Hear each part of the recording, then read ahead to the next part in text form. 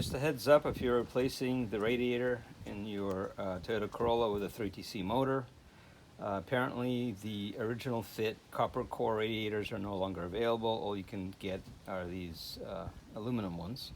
And this one is supposed to be a direct fit, yet it is not. And let me show you why. So this is the original direct fit copper core radiator. And you can see this is the radiator mount on the bottom, which I had to unbolt from the car. And you can see how this mount fits in here and it actually cradles the radiator. The problem is that if you look at this guy here, the top tank is kind of the same as the bottom. They're the same dimensions. So you can see that it doesn't fit into this mount.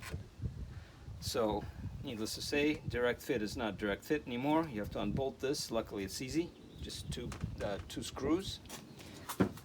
And then of course you attach the radiator the same way as you did before. On the top there are two screws, one on this side, one on the other side with rubber mounts. But the problem is there's nothing else to attach to the radiator, so it's basically just going to swing like a pendulum, which is not a good thing. So what you need to do is you need to attach the bottom of it to the body somehow, and so this is what I did here. This is the easiest thing that I could think of. Essentially you just shim it with a little bit of rubber hose and use a zip tie. Luckily there's a through hole there right through this panel and another through hole right next to it. So if you feed the zip tie through this way and then through this hole,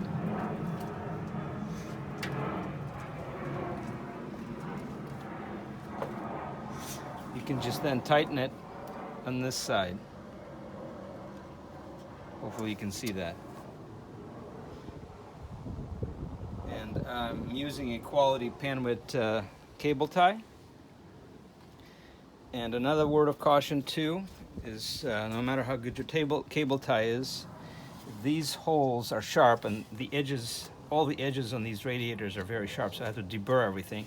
So you want to deburr the edges of this hole so it doesn't cut the zip tie, and also deburr the edges of the hole here so it doesn't cut the zip tie. Same goes for the outside surface of this flange.